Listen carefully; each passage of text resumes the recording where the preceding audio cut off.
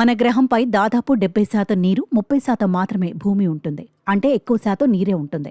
కొండలు, కోనలు, నదులు ఇలా వీటన్నిటినీ దాటుకుంటూ నీరు చివరికి సముద్రంలోకి చేరుకుంటుంది. ఇక ప్రపంచంలో అనేక నదులున్నాయి. ఆ నదులే లేకపోతే మానవాళికి కనీసం తాగేందుకు నీరు కూడా దొరకదు.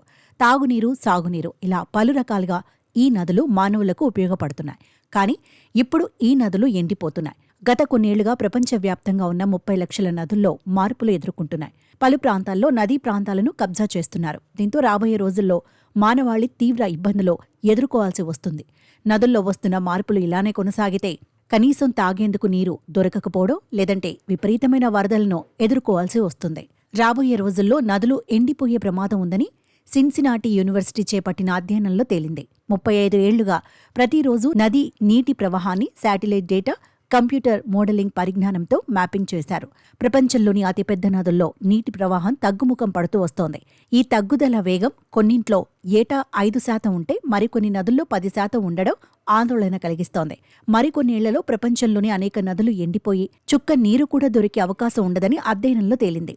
ఇక చాలా నదులు నీళ్లు లేక రాళ్లు రప్పలతో నిండిపోతాయని, ఫలితంగా తాగేందుకు కానీ పంటలకు కానీ నీరు దొరికే అవకాశం కూడా ఉండదని అధ్యయనంలో పాల్గొన్న హైడ్రాలజీ సైంటిస్టులు తెలిపారు. నదులు ప్రవహించే తీరులో మార్పులు వస్తే అది భూమిపై తీవ్ర ప్రభావం చూపే అవకాశం కూడా ఉందని శాస్త్రవేత్తలు చెబుతున్నారు. ఆఫ్రికాలోని 2 అతిపెద్ద నది కాంగోతో పాటు చైనాలో ప్రముఖ నది యాంగ్జీ, దక్షిణ అమెరికాలోని ప్లాటా వంటి నదులైతే ఇప్పటికే క్షీణించిపోయాయి.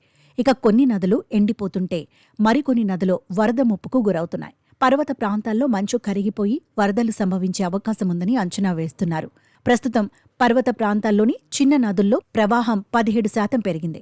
ఇలా ఎగువ ప్రాంతాల్లోని నదుల కారణంగా 42% పెరిగాయి. వాతావరణంలో వస్తున్న మార్పులు నదీ ప్రాంతాలను కబ్జా చేయడంతో ప్రవాహంలో మార్పులు చోటు చేసుకుంటున్నాయి. ప్రస్తుతం ప్రపంచవ్యాప్తంగా వర్షాభావ పరిస్థితులు నెలకొన్నాయి. అదే సమయంలో మంచు కరిగే రేటు కూడా వేగవంతమవుతోంది.